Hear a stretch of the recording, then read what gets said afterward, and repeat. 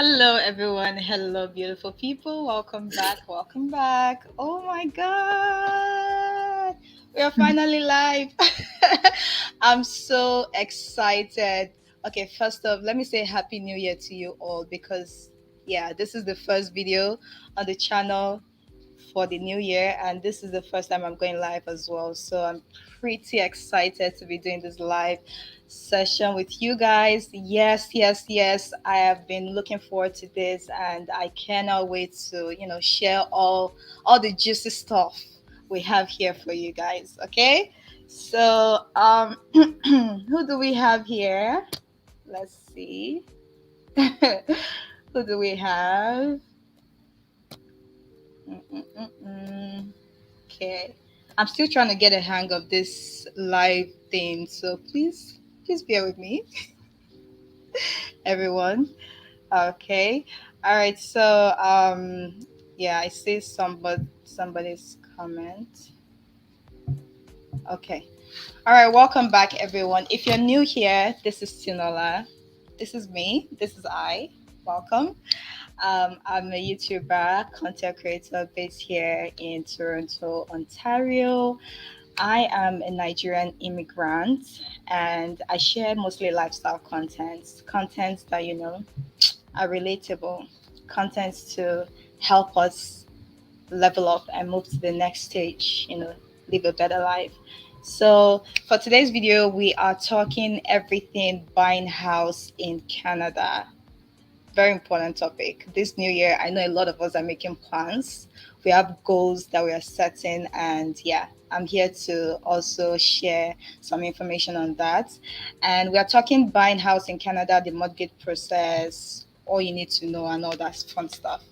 So without wasting much time, I'm not here alone, as you guys can tell. I'm here with a special guest. You can see I'm blushing because this one is a very very special one. I'm here with a professional, a certified mortgage broker. She's here with all the information and she cannot wait. Like she's prepared for you guys. I told you all to come with your questions. Some of you already sent me a few questions and definitely will be answering them in this live session. So please welcome to the channel everyone, our beautiful one and only Ogona. Mortgages by Ogona. Okay, so let me invite her to the channel. Welcome, Ogona. It's good to have you here. Hey, good evening, everyone. Thank you, Tinu. Thank you so much for bringing me to your community. It's I'm good so to have happy. you. It's good to have you. Thank you so much for taking out your time. I know everybody's busy. Everybody's super busy in this time. Canada, we understand how it is. And so I just want to thank you for your time, for coming to educate us all. Because trust me, it's not just the viewers that are going to be getting educated. I am going to be getting educated as well because I am a novice when it comes to all of this. Real estate is something that I've been looking, checking a little bit recently, and it gets confusing. It does get confusing, especially for immigrants and people that are not really used to how it works, how the system works here in Canada. So, yeah, thank you so much for coming. I'm going to allow you to introduce yourself briefly to our viewers. So, just let us know who you are, what you do, all that fun stuff. If you have a cat, if you have a dog. Yeah. Okay, so thank you all for having me here. I'm so happy for everyone that brought out their time to join us. I'm so grateful to be in this community. Actually, like Tini rightly said, my name is Ogonna. Ogonna is Epo Ilora, and I'm a mortgage professional. I'm a licensed mortgage agent in Canada with Expert Mortgages. And what I do basically in a layman's term is help people get the loans and finances they need to finance their properties in Canada.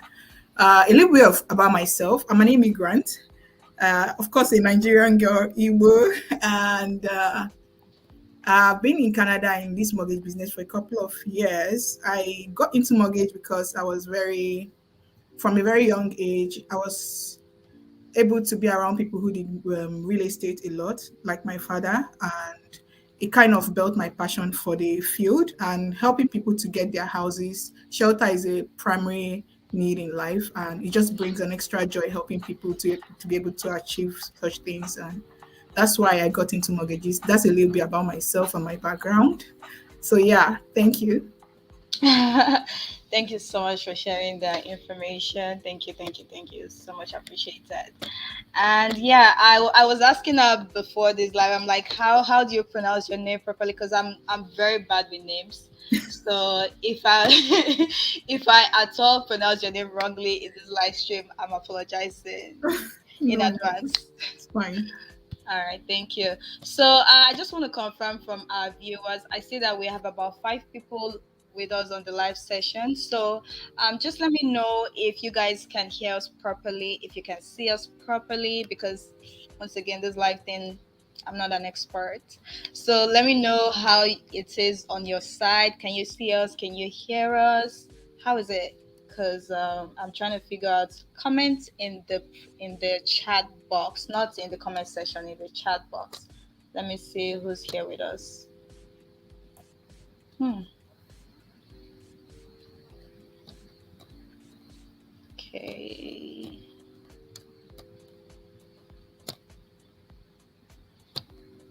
Oh my gosh, it's showing private. Okay, let's go. Let's go public. See, I could tell there was something going on.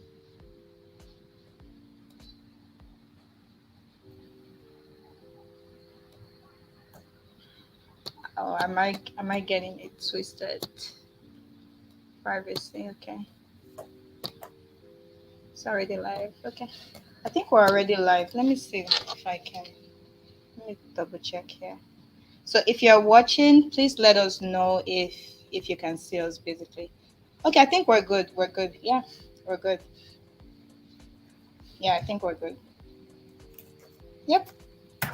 Oh yeah, thank you so much, Adeleye Show. Adeleye Show said it's okay, very clear. You're wonderful. Thank you so much, Adeleye Show. Any other person that is here, please let us know your name, where you are at, where you're watching this from. Adelaide Show, let's know your name, where you're at, where you're watching this from. Is Adelaide Show the name you go by? All of that fun stuff. Please let us know. All right. So I'm also checking the chat box. If you have any questions, guys, please leave them in the chat box, not in the comment section. Please leave them in the chat box because that's the only place, that's the only way we're going to see your questions during the live session, and we're going to be able to answer. If you leave them in the comment box, we won't be able to see it. Okay, guys. Okay. Oh, great. So Adelaide Show is from Saskatoon. Wow. How is it there in Saskatoon? I heard it's really cold. I don't know how you guys do it, but I hate the cold. How is it over there in Saskatoon? All right. So what else do we have here? All right, guys. So we will get started. I have a couple of questions here that people did ask online, and just general questions that we all have regarding buying house here in Canada. So first of all, I want to understand, because the real estate here in Canada is crazy. It is ridiculous, especially here in Ontario. Sometimes I just check it and I'm like, I can't deal. I cannot deal because it's no, but that's the truth. Like a lot of people, I've had conversations with people that have actually told me they have no plans buying house in Canada because it's like a goal that is unattainable at the way things are going now.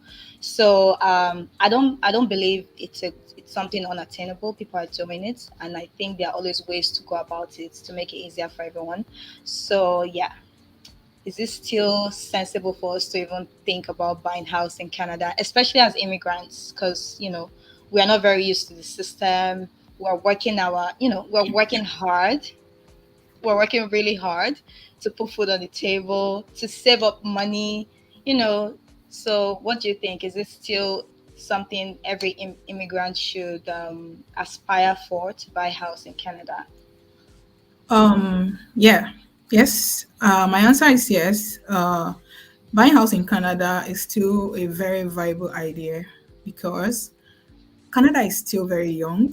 How will I put it? Not young in a sense that the country, like the age of the country, but the real estate market is still very young.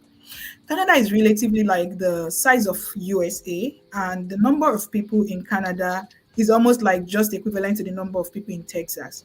So it shows you that there is a lot of land mass and underdeveloped, projects in terms of real estate that is coming up. Let's take it like New York now.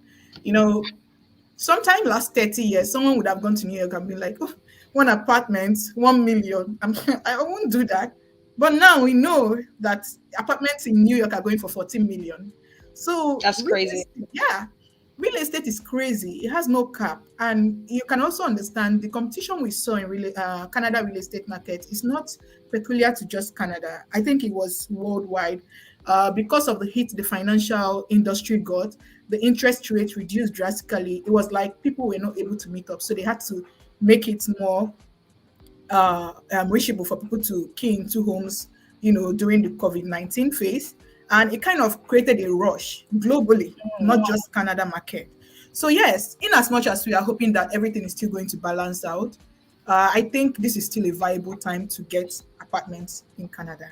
It's still very much viable. The market is young, it's still very promising. And Mm. honestly, the earlier you start, the quicker you start building your equity. I know, but the only thing you have to ensure that is that you're ensuring a good product, a good project, a project that have prospects, if you understand what I mean. But Yeah. if it's buying house in Canada, yes, it's still very viable.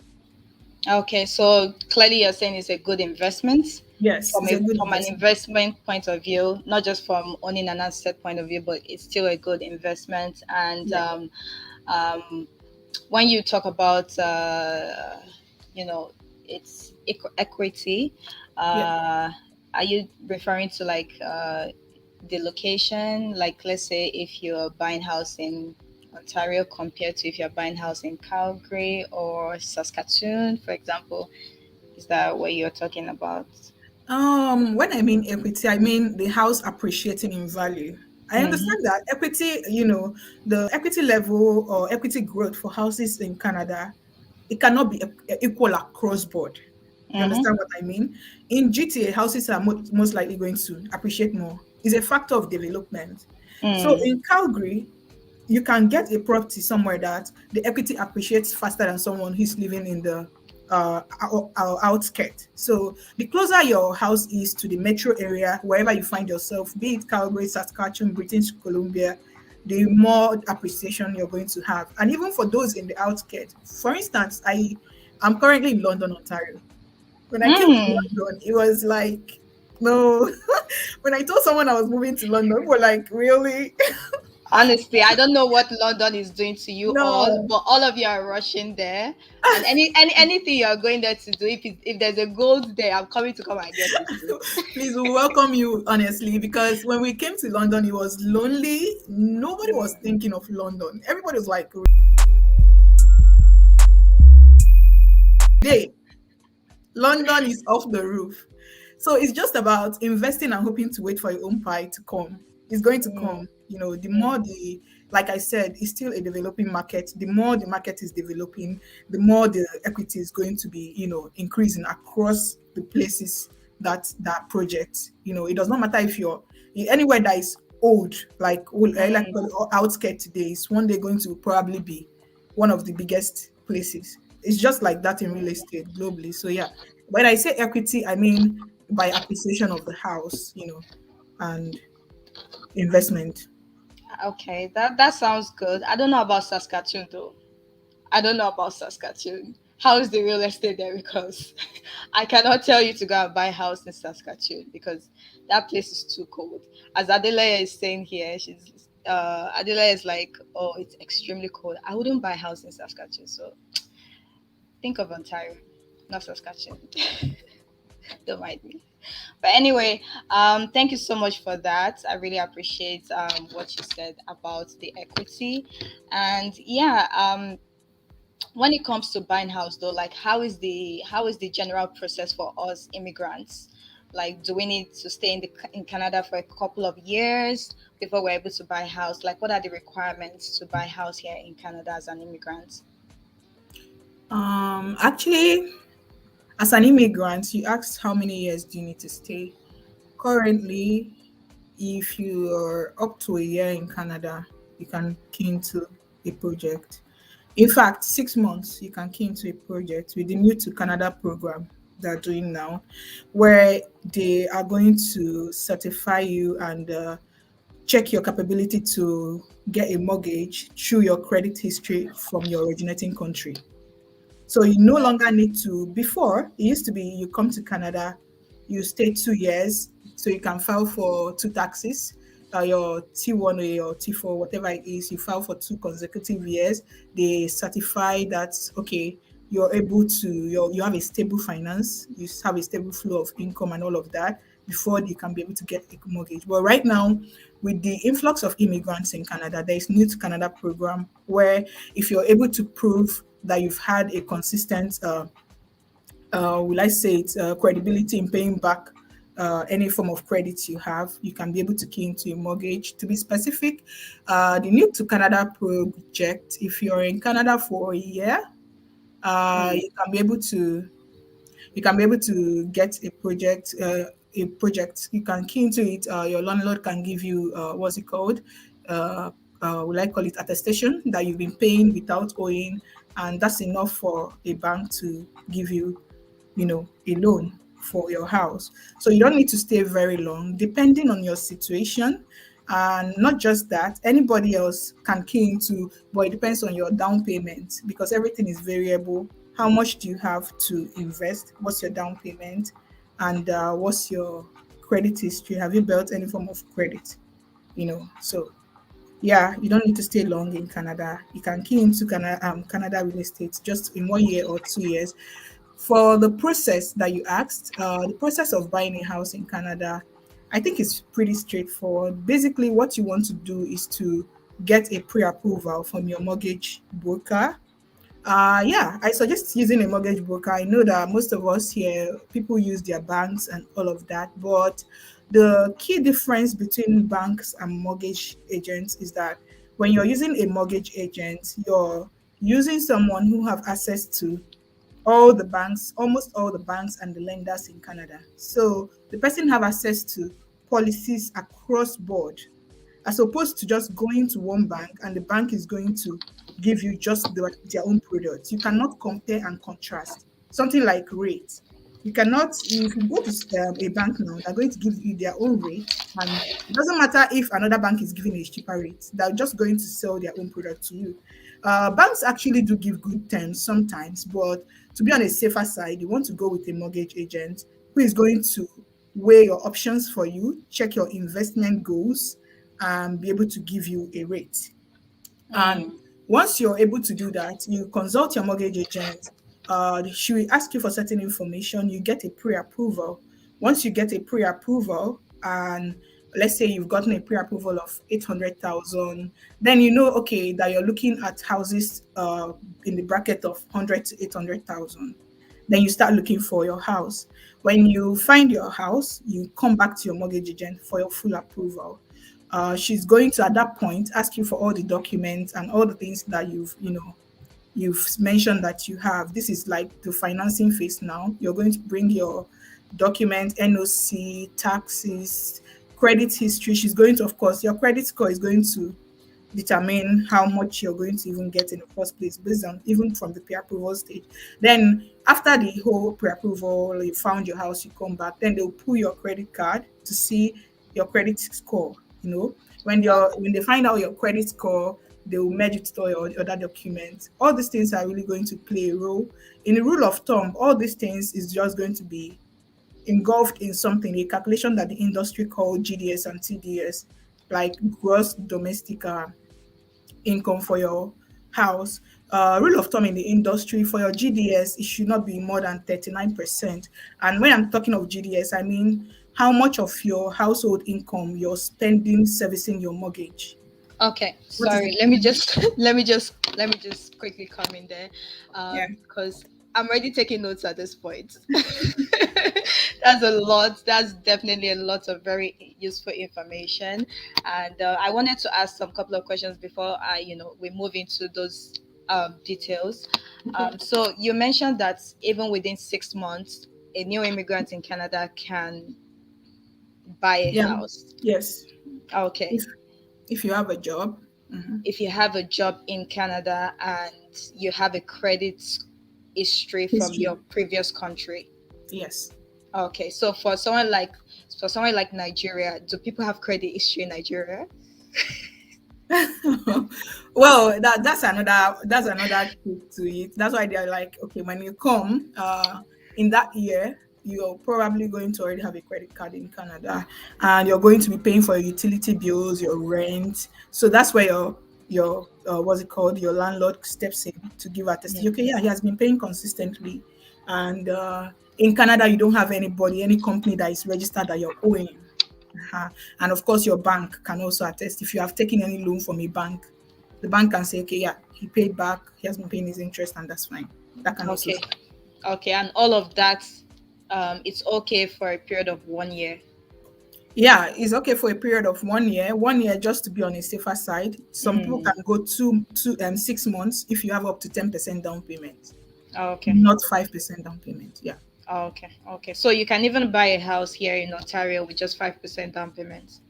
Yeah, you can buy a house with 5% down payment. If you're first time home buyers, you can buy a house with 5% down payment, not just first time home buyers. You can. But the Okay, only thing is that they will have a mortgage insurance on it, insurance loan. Like the house is going to be insured. You're going to be paying the premium to protect the lender, just in case you have any relapse and you don't continue paying. The premium you're going to pay is going to help the bank to be able to cover the default you had. Yeah, okay. 5% you can get a house. Okay, makes sense. Thank you so much for that. I know we used to hear of people that would just come and invest in Canada and buy a house even without living here. I think that's different for them, right? They don't Yeah, that's a pay different pathway. mortgage. Yeah. They don't pay mortgage. Okay, makes sense. Thank you so much. So I also do understand that you mentioned, sorry, you did mention that it's better to go through a mortgage agent, a mortgage broker, than to go directly to the bank for mortgages, because when you go directly to the bank, they will just give you their own service, right? They'll just give Yeah. you like what they have. But when you go through an agent, they can take you through all the process, all the Mm-hmm. various services, the various options that you have, and they can Mm-hmm. also take you through different rates. It won't be the same rates with the bank. Yeah. Mm. Okay, okay, Yeah. makes sense. Okay, so yeah, you can forge forge your edge with the explanation, regarding the GDP. What Okay, do you call no. it again? The Sorry, GDS and the TDS. Okay, so for GDS the and TDS. yeah, for TDS, that's the total money you're going to be spending servicing loans, including your principal, your mortgage, your other loans, services you have to pay, car loans and all of that. Normal rule of thumb, it should not be more than 44%. This is not to say that these numbers or these percentages are nailed on or up. We can always work out something for you. You get now, based on your situation, the level of down payment you're bringing. If you're bringing up 20% down payment, there are B lenders, and there are also ways we can also underwrite. Talk to the bankers and the lenders based on what we can gather from you. It's unique for everybody. Then we can get you into the market even without having to adhere to the industry rates, like the 44, and because that's just for a typical A lender, and we know that everybody does not fit into that, right? Life happens, so there is also room for other people, and that's the spec of working with a mortgage agent, because it's mortgage agent that is going to do all this for you. It's literally just personalized service. Okay, so yeah, personal. That makes so much sense. The way you Yeah. just said personalized service, that makes so much sense. Okay, so the A lenders and the B lenders, can you touch on that again, please? Yeah, the B Who are lenders, they? they're banks, institutes Oh, that okay, actually lend money to people. Yeah. okay, Yeah, the lenders are people that actually do the straightforward mortgage. You can prove your income. You can prove your income. You can take care of your mortgage, and you're bringing at least 5%, 10% down payment, 25 years amortization. That's fine. But if you're someone that is self-employed and you cannot, uh, because of the way their taxes are being filed, you cannot, what would I call it, proof all the form of incomes that you have, then you should be looking at using a bill lender. And for bill lenders, they will give you 30 years amortization, which means you can also still increase the size of your mortgage. So basically, for bill lender, you should be thinking about having at least 20% down payment because they're taking more risk with you, not being able to, just by uh, regulation show everything, your income and everything. So it's basically most time for self-employed or second-time home buyers or people who, for some reason, cannot fit into a typical A-lender deal. Okay, thank you so much for explaining that in a layman's term. So, for the B lenders, are they still banks or they are a separate finance institute? Exactly. There are banks that are different Mhm. from private lenders because they Okay, have A lenders, B lenders, and then private lenders. Private lenders are okay, people who can actually lend you money. They can be individuals, but they come together. They can lend you money without even you having to prove anything. Some private lenders actually can lend you money just by the value of the house. Let's say you want to get a house in GTA now, and they've already looked at the house. The house is probably going to be 800,000 in the next 5 years. They'll just calculate the equity of the house. If it looks like it's a promising project, a private lender can give you a loan for the house. The only difference is that their interest rate, you don't expect to get the same interest rate with B lenders and A lenders. The interest rates are relatively higher.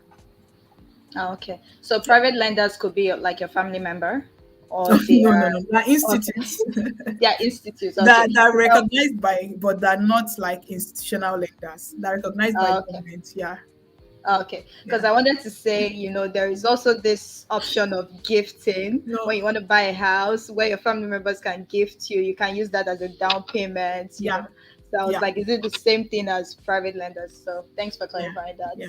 Yeah, okay, okay, makes sense. All right, so what next when you meet the mortgage agents? After meeting the mortgage agent, what's the next process in closing the deal for a house? Sorry, I couldn't hear you. Yeah. So once you meet your mortgage agent and you discuss with the mortgage agent on the options you have, the rates, all of that, what's the next step in closing a deal for a house? Like, what extra steps do you need to take? Is the mortgage agent going to help you do everything? You don't need to stress about doing any other process. Like every process you need to do, the mortgage broker would help you with every single step, or they just help at a stage in closing the deal for your house. Okay, they come into the financing phase. They Mm. work together with a lawyer to get you the loan you're looking for. Just let me go through it quickly, just line. First of all, Okay. before you get a house, you look for what you can afford, your down payment. Have you saved up? There are different ways to get down payment assistance from the government. And once you get your down payment, you have to now, if you've been saving up, like everyone knows you have to save up, then you meet a mortgage agent, you guys will discuss. Once you get a pre-approval and determine how much you're going to get, you start looking for your house. If you find your house, you make an offer, a conditional offer. If the offer is accepted, you come back to your mortgage agent, then she will get you an approval for the loan that you want. Let's say your house is 800,000, you get an approval for your loan. When you get approval, at this point, that's when the lawyer comes in. They at the approval stage, they're going to do appraisal, house inspection. That's when the home inspection comes in, and the appraiser to know the house. That's for those that are buying actually maybe an existing property, not new builders. Mhm. So after that, you just follow up with your mortgage agent is going to do all this appraisal, all this what's it called, home inspector, other appraiser. She'll just do it with the lawyer, like Okay. together. Yeah, she's the one who is going to talk to the lender, see her situation. How do we do this? How do we do that? What does she need to bring? Everything that you need to meet up with the criteria for the lender. Mortgage agent is just like the middle person between you and a lender.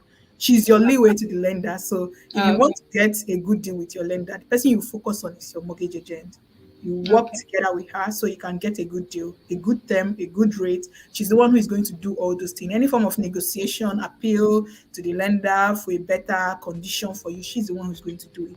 So once she's done with all those things, she forward them to your lawyer. The lawyer is just there to enforce everything that has happened, to make sure the lawyer is the person that the lender is going. The lender have finished checking this person. Okay, my mortgage person is saying this person is viable. The mortgage agent have looked at this person. The person is not a scammer. The person have provided everything through the mortgage agent.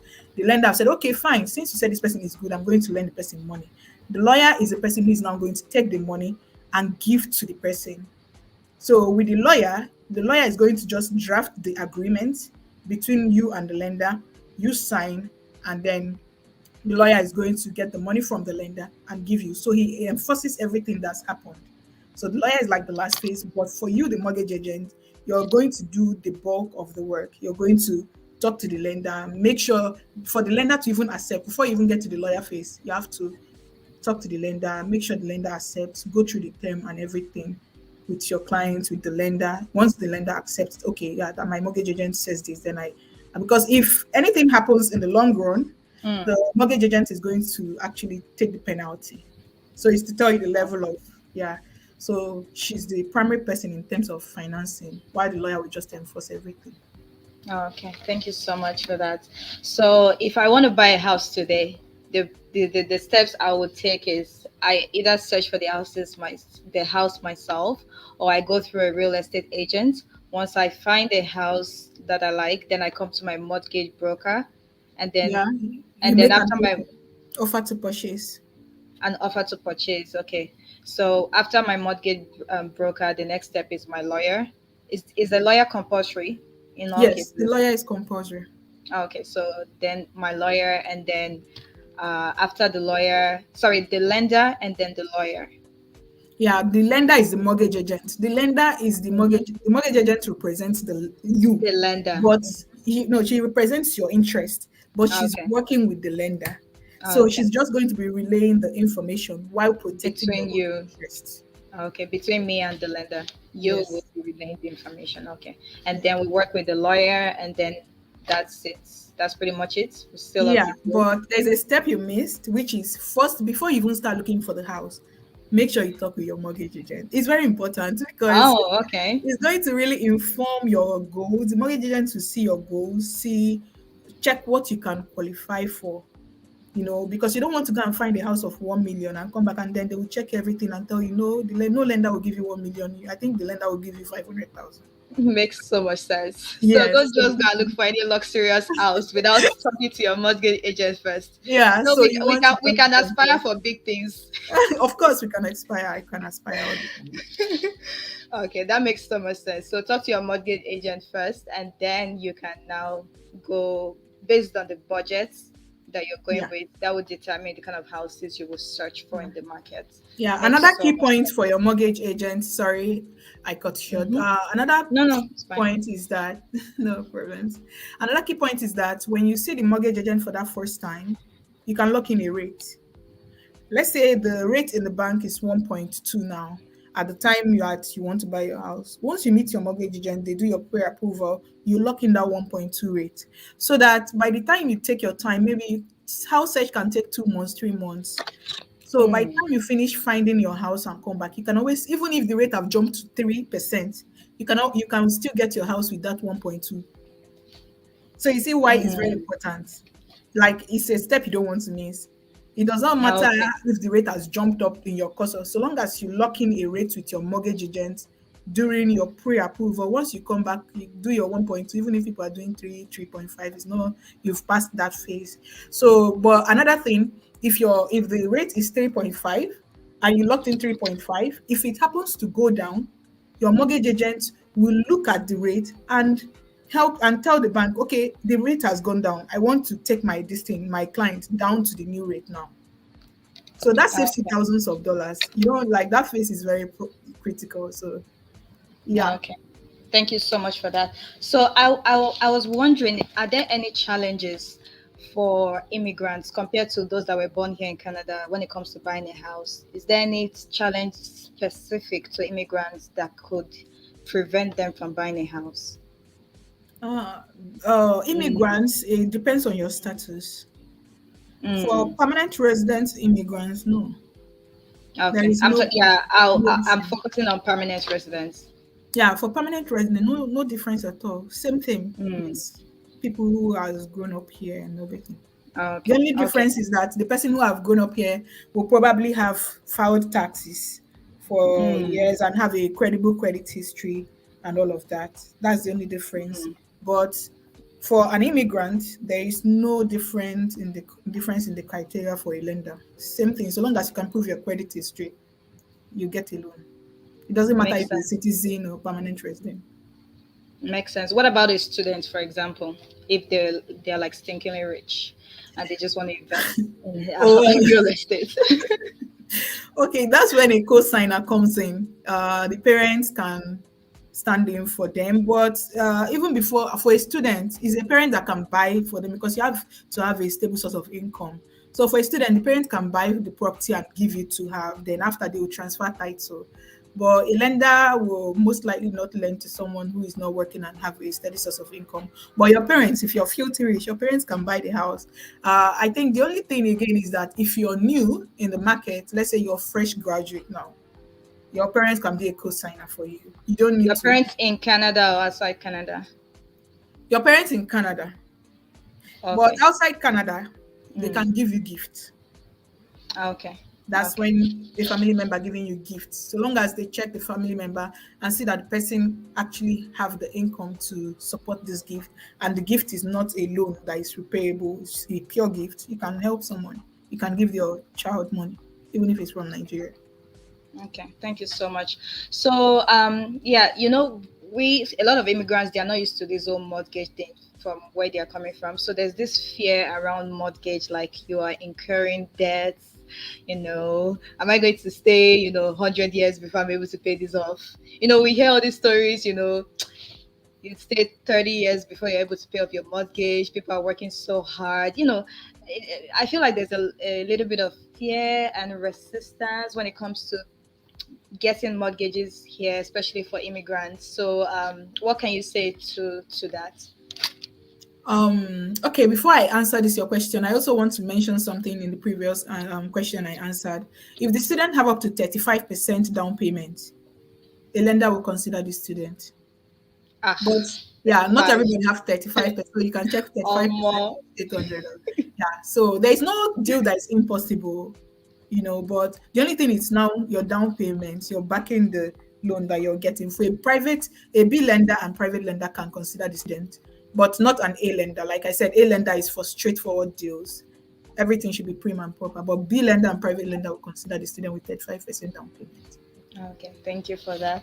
Yeah. Okay, so So yeah, what can you say towards the fear around mortgages here for immigrants? um Should they should there be that resistance no. towards mortgages? Because people feel like, "Ah, why will I, work so hard and be paying like $2,000 every month towards my mortgage?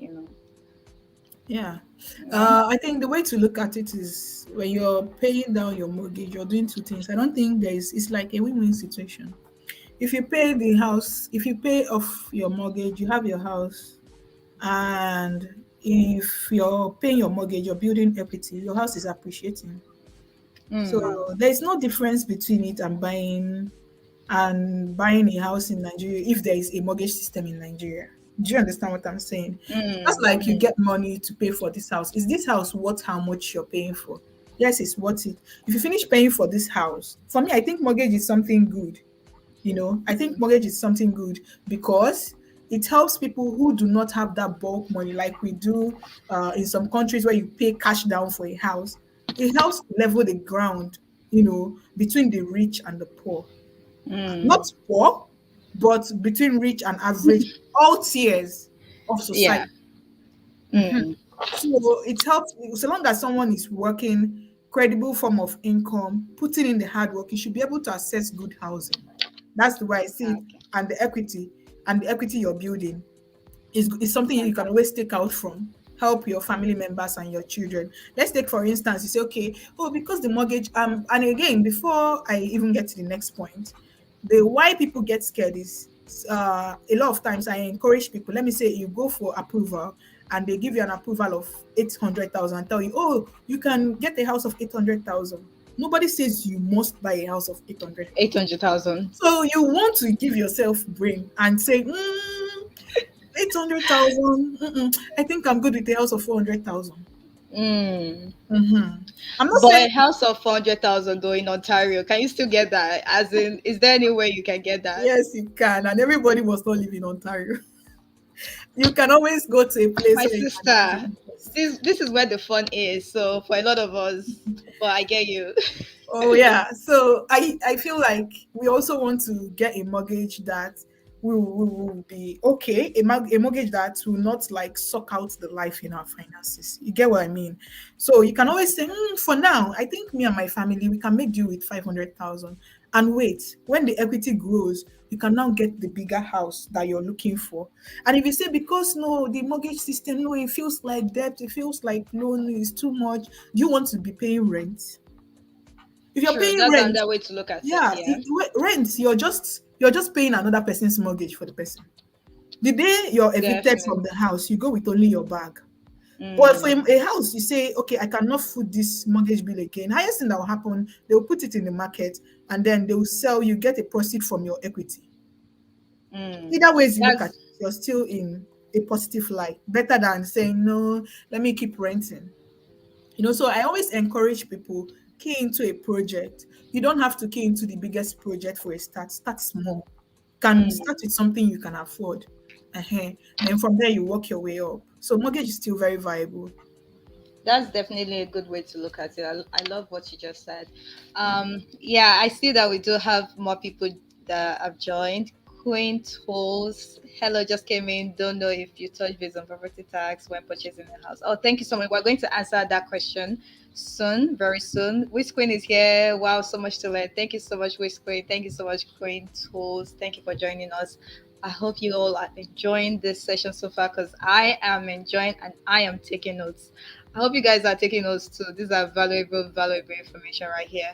So, when it comes to this old mortgage, because you just mentioned the house of 400,000 hit on, sorry, 800,000. So, can you give us a case scenario here? Because I know you were mentioning something like 1.5, 3.5 rates. So, just give us like a real life case scenario where, let's say I find a house of 400,000. Oh, well, 400,000. I, would, I know deep inside that it's not easy to find a house of 400,000. But let's Okay, let's just let's 500. just in Ontario. Okay, let's start with 500. So give us a case scenario of, if I find a house of 500,000, what is my mortgage going to look like? How many years will it take for me to pay it? And how much down payment would I be required to pay? Like the least down payment I'll be required to pay. Yeah, if you can just give us that, scenario. Okay, for a house of 500,000, your mortgage payment monthly is a subject of the rates you got from the bank. Mm, Yeah, the kind of lender you use too. If you're using a private lender, like I said, the interest rate is higher. mm, You get mm, so but if you're using a lender or B lender, it's just a subject of rate. If you have 1% rate, it's not going to be the same mortgage payment to someone with 4% or 5%. So that's what I can say for that. But again, the your second question is what again? Let me stay on the line. Okay, let me rephrase the question. Let me Yeah. say, okay, I'm a lender. I've been in Canada for 5 years. I've been working hard. I have a couple of money saved up. Let's say I have about $20,000 saved up, and I want to buy a house of 500,000, for example. In numbers, can you give us like, obviously not exact amount, but like a guesstimate of what it could be like that you will be paying when it comes to your mortgage? And let's say I have a good credit score as well. Okay, when you come to a mortgages estimate of what you're going to be paying. And you Mm. said the person have a down payment of how much? Of Sorry. about 20,000. Okay, just please give me a second. Yeah, sure. Use your calculator Some because I'm calculation. also bad. I'm bad with calculations, so use your calculator. Let's do some maths. Let's juggle the Yeah. brain. Hold on a Thank you second. so much, everyone that is with us. So drop your questions down below. We are going to be answering them. Drop them in the chat box. We will be answering all your questions in a couple of minutes, and we will be, ending the live session as well in a couple of minutes. So stick around, stay with us, and if you miss this live session, you can always watch the video later on YouTube. You can do a replay where you get to watch the video, and you can always also drop your questions in the comment box. But for this live session, don't forget to leave your questions in the live chat, not in the comment box, so that we can see your questions. Okay? How are you doing Okay. anyway? 100,000. Interest years, 3 years fixed. No, I mean to 5 years fixed. Um, monthly payment. And also let me know if you guys are enjoying this video so far. Okay, let me know that in the comment box below. No, not in the comment box. I'm used to saying comment box. Sorry, I do YouTube videos, not live sessions, so pardon me. Pardon. This year we are meeting up with our goals, okay? This year is our year of wealth and wellness. That is the theme for this year. So if you guys are a subscriber, you're already subscribed to the channel. We are in 2022 to meet up with our goals of wealth and wellness, okay? Wealth and wellness all the way. And if you guys are new to the channel, you're not used to this pretty face, you've not seen me before. Once again, my name is Tinola. I'm a content creator here in Toronto, Ontario.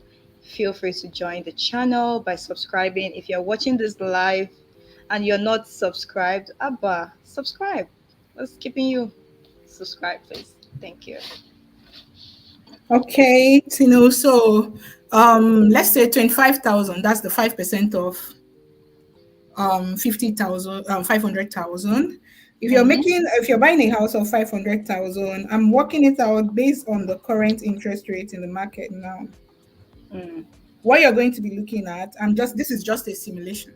You understand? Mm. Yeah, So for obviously not yes, the exact yeah, amount. Mm-hmm.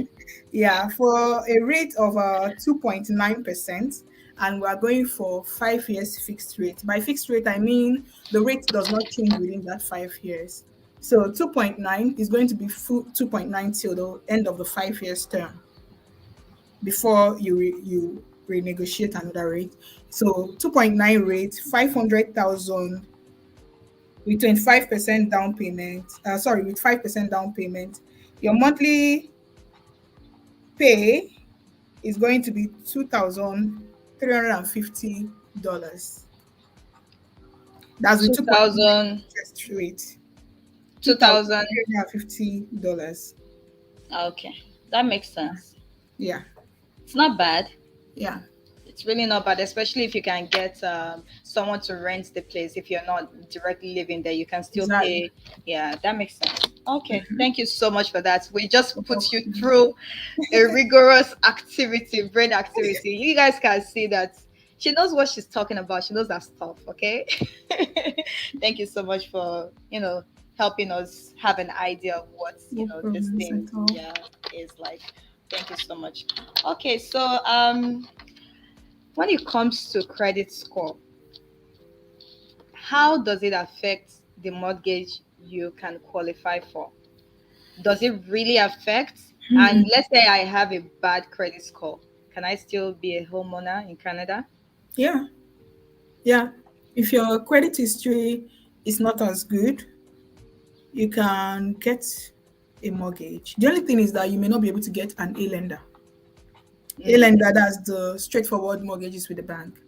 But there are things we can actually do with you to improve your credit score. Like let's say you could not qualify for a mortgage.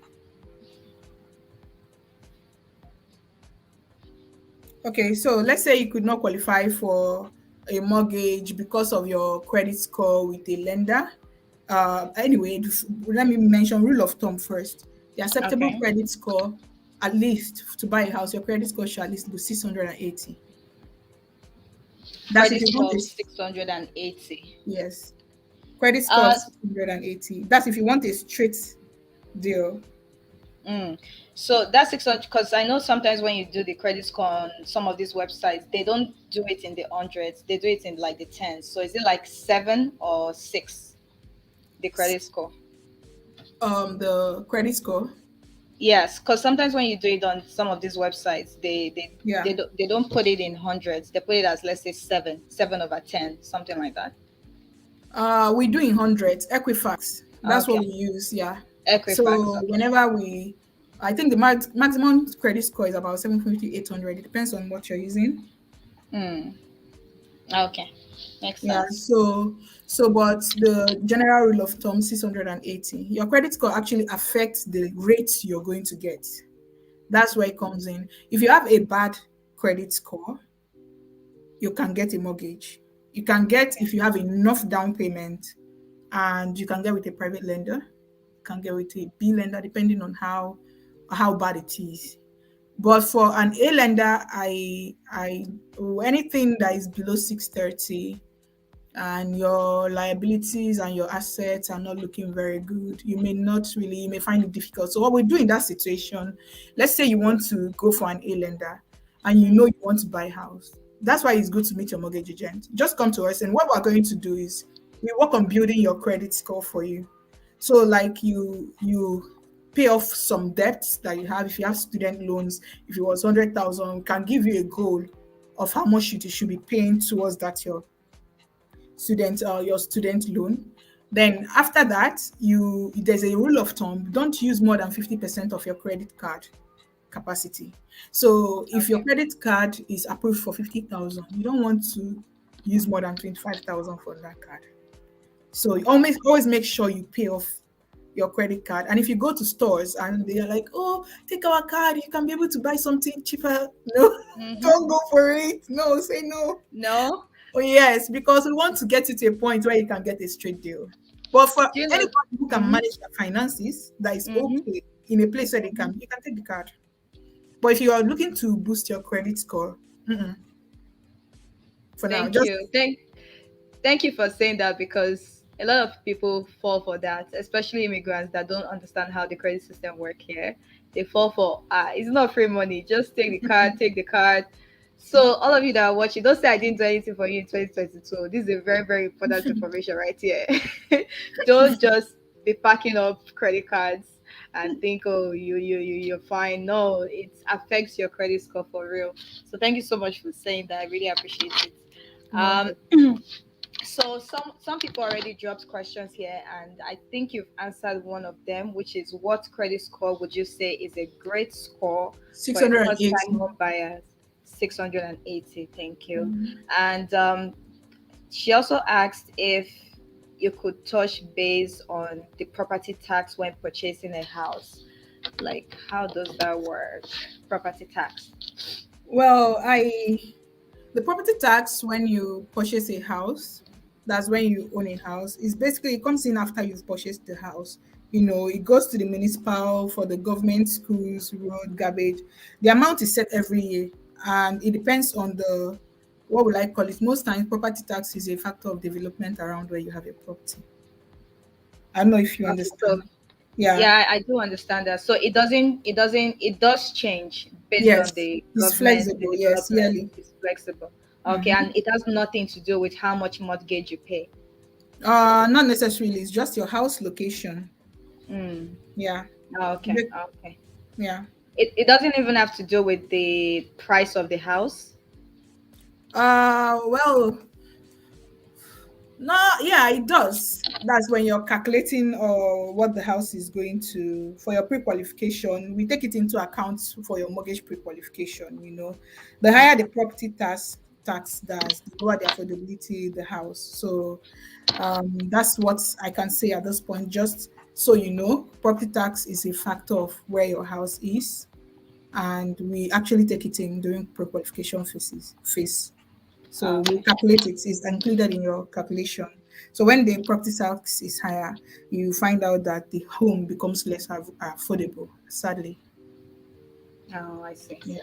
Okay, so I have one question to ask you personally. What I've been thinking about, when it comes to this mortgage, mortgages, does that only apply to privately owned properties, or you can also get mortgage for commercially owned properties? Let's say you want to buy a store, or if you want to buy something like a land, all those properties, do they qualify for mortgage, or it's Yes. just when you want to buy a house?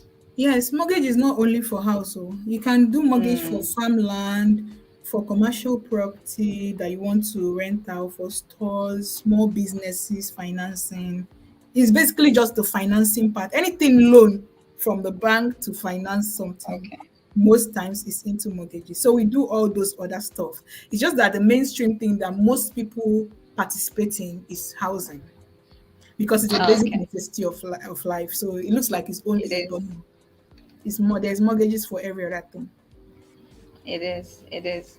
And I really appreciate all the information you've given us so far, because this is like everybody's goal. At least average people here in Canada, both those that were born in Canada, those that are immigrants, everybody wants to buy a house. That's why everybody's working so hard. It's just one of those top goals for all of us. And the earlier you have the right information, the better, because you are able to make plans Yeah, towards that goal, and you're able to make informed decisions. yeah, So absolutely. thank you so much. Thank you so much for that. So let me see if we still have any other questions. If do we have any questions, ask your questions now, because we are rounding up. We are rounding up. It's been so much fun so far, and I've gotten so many information so far. So if you guys have any questions, please leave them in the chat box. Chat box. I'll leave the comment box. Also, if you can just tell us one or two more things we need to know about this whole mortgage. If you have anything extra you'd like to add, please go ahead. Our informed, our pro. Well, I think if there is any more thing people should ask question, I will definitely in the comment. I will also be in the comment box when the video is uploaded, so I can just touch up and answer any questions for those that were watching it consequently. I think for now, mortgage is actually broad. Just I will encourage people start saving up. If you know you want to buy a house, don't wait till that time. Plan yourself so that when you're buying a house, you ease into the process. And financial prudence is very important in buying a house. You have to be able to be in charge of your finances.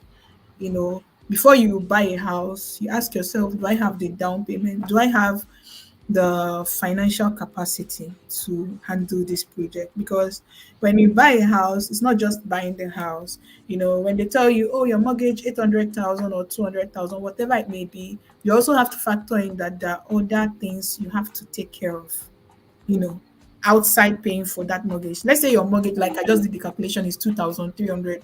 You can't just say, oh, it's 2,300. You have to ask yourself, am I driving a big car? Am I driving a small car? How Mhm. much am I paying on that car? Are my children in school? Is there anything I need to pay for? If there's emergency in this house, like maybe a pipe has broken down, do I have extra funds stashed away somewhere that I can always use to do all these things? What quality of life do I want to live? Again, all those things will inform how much mortgage house you came to. And again, before you also, this one is just like basics. Before you move into a place, you want to look at the house, the area. Does it meet your lifestyle, proximity to school? Um, what's it called? What do you like? Your church, everything. This one is basic real estate knowledge. And for your closing costs, whenever you're factoring your mortgage project in, understand that you're going to pay a closing cost. And that closing cost comes at the end of everything. So it's very easy to forget. Whenever you're making your, plans for mortgages, you have to understand that you have to keep at least 1.5 to 4% of the money you're borrowing to service your closing costs. That includes paying your lawyer, home inspector, appraisal fee. If the mortgage, depending on the mortgage, if the mortgage agent is charging that, depending on the kind of deal, you have to also have those money aside, 1% to 4% of 1.5 to 4% of what you have gotten as a loan. Just keep it aside. Then for mortgages here, I will really encourage people always discuss your investment goals with your mortgage agent. It's very important. The determinant factor on whether you're going to get a good mortgage or a bad mortgage is just that first step. It looks insignificant, but it can save you a lot. We can always check different scenarios, of what it could be. We can calculate it, different scenarios, 25 years amortization, 30 years amortization. How can we increase your mortgage size so that you can get more money? Okay, if you get more money, what are your strategies for paying back? What kind of terms are you looking to get? Do you want a mortgage that the lender should be able to give you a flexible term where you can pay off the mortgage quickly and not be stuck, just because Mm, sometimes actually they give you a terms of like, okay, you can't pay more than 10% or to your principal annually. You want a term that will give you at least 20% ability. Like let's say you have 500,000 mortgage now, a term that will be able to allow you to pay at least 20% of that 500,000 in bulk down to your principal. That and closed mortgage, yeah, annually. And if you're okay. paying, yeah, and if you're paying down to your principal annually, you find out that you have less interest rate to pay because the interest rate is spread across 25 years amortization. So if you're slashing down how many years you stay in your amortization, the lesser interest you have to pay. You understand? So you want Yeah. a mortgage that will allow you to be able to make these payments because we know mortgage is expensive, but God can also surprise us and bless us in a very short period of time. Right? You come up with a lot of cash. You don't want to be in a position where, and again, you have Amen. to check your what's it called, the terms and condition in terms of is it open mortgage, is it closed mortgage, is it fixed rate, is it variable, what are your goals? What will inform the kind of rates you take is basically what are your goals? Do you want to sell your house quickly? You don't want to have any big penalties when you sell your house. Let's say you bought a house here and maybe for instance you and your spouse got another job in another province and you Mm, want to actually just okay sell or anything or close the term for that mortgage, what flexibility do you have to do that? So all these things mm, are things you discuss because if you don't do these things and just jump into something with your eyes closed, you find out that by the time you want to break your mortgage because of these circumstances that is uncontrollable, not in our control, by the time you want to break your mortgage you pay so much. So these are just the nitty gritties. Like these are the personalized service I'm talking about, so that when you're entering anything, you have your eyes open. You know exactly what you're going into, and if there is any problem, your mortgage agent, like for me, how I work, I follow up. I make sure that in the whole process of your mortgage, you know exactly what you're getting into. And even after a mortgage, we also check up your investment goals, tell you, okay, look at the new policies that are coming out, may be beneficial to you. You can do this, you can do that. That way you'll be on your A game concerning mortgage paying off. You pay off faster. And even if not faster, you'll be steady in your payments. And even if life happens, you can always talk to the lender for you. They can give you a unique payment plan. But all these things, you may not be able okay. to get it if you don't work with a professional. Okay. And you might not even be able to get very good assistance if you go directly to the bank for the Exactly. mortgage. So yeah, because yeah, that makes so much sense. And I think you were talking. I think you've explained it, or maybe I'm mixing it up. You mentioned that there's a proportion of your incomes that is spent on mortgage. I think you said around 39% or. Yes, you're 39% for GDS, while for TDS, 44%. That's the for a lender for industry, the one that is accepted for a lenders in the industry. 39% of your household income. You don't want to, the industry will not accept anything more than 39%. But we for the mortgage agent, but that's for a lender. For B lender, they can go up to 50. So that's why I said you can come, we look at your situation. From your situation, we tailor what to fit you. Because for B lender, you can also get great rates too, depending on the mortgage agent you work with. And if she put in her time to get you the best rate you get and the best terms. So, but that aside, what is accepted in industry for a lender, if you want a deal that no, you don't want any tweaking or any, just straightforward 39% for your general gross domestic income, and then TDS is 44%. That's Okay. everything you're paying on mortgage, side loans, and everything, 44%. All right. Thank you so much. So I think the last question I have for you, because we've taken so much of your time, the last question I have for you is, so you mentioned 5 years fixed. Is it all mortgages that are fixed for the first 5 years, or there, there's an exception? And after that 5 years, does it mean that you can always, like you said, improve the percentage that you can pay per year? Yeah. Uh, what I mean by that 5 years is just an illustration. There is a 1 year term, there is 2 year Okay. term. It's just the term of the contract. You Okay. understand? So whenever Mm. that 5 years elapses, it will be like it's just like going into agreement with your lender. Okay, this year, this span of time, I'm going to be paying you back your money with 2.9% interest rate within this span of time. After that 5 years, you can refinance. That's have a new mortgage. You can refinance both before or after, but just that the penalties are there. But after that 5 years, you're in your right without any penalty. Or after Mm. any year it is that you have agreed in the terms and contract.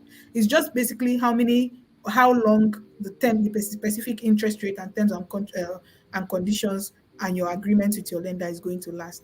There is 1 year, there is 2 years, there is 3 years, there is 10 years, and there is but 5 years is basically what people go for. Okay. Normally, yeah, it's mostly accepted, like what people always like. So you don't want to Mm. stay for too long. You also don't want to stay for too short. You want a sense of stability. That's why people go for 5 years.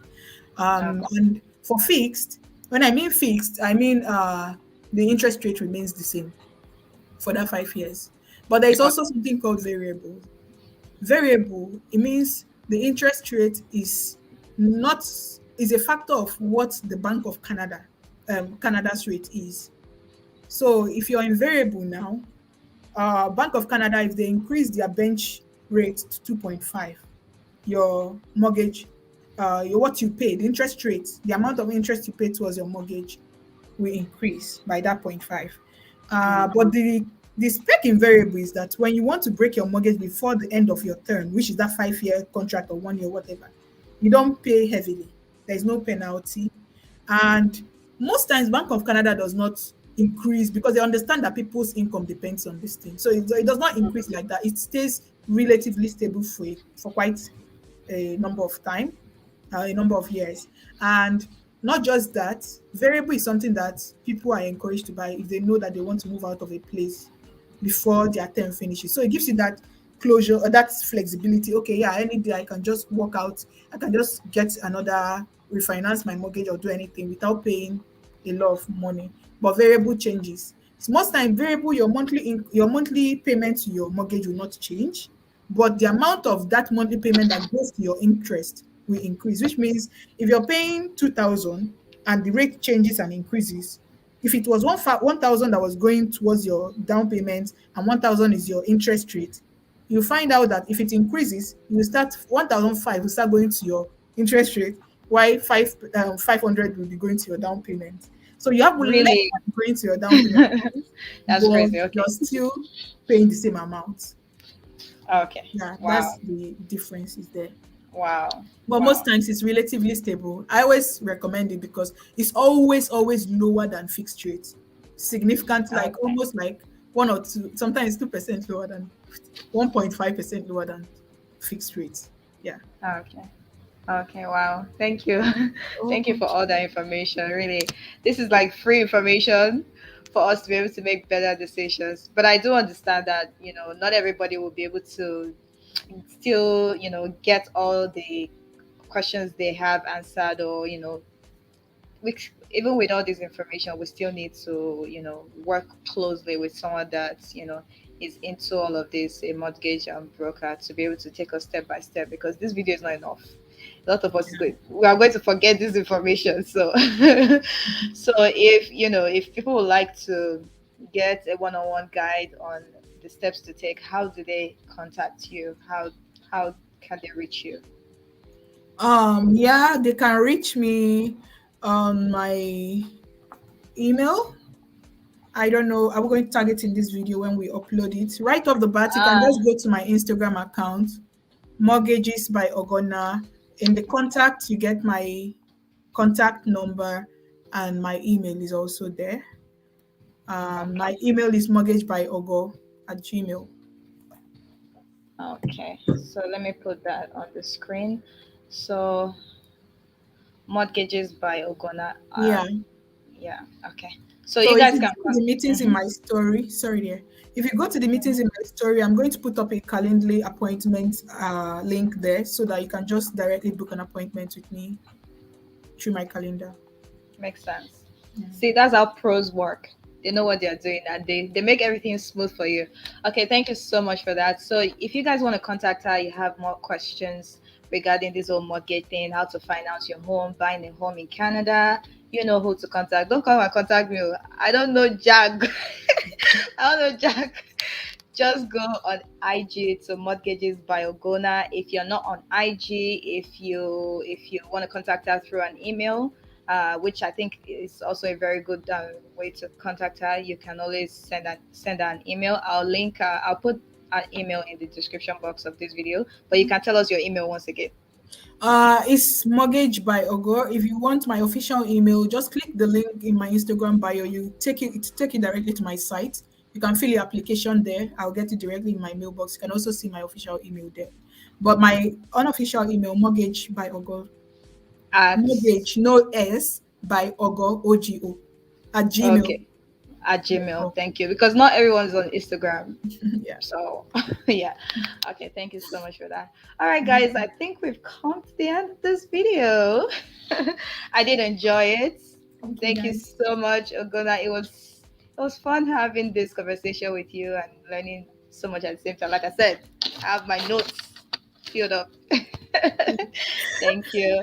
All right, so I don't see any more questions, but once again, you guys can leave your questions in the comment box.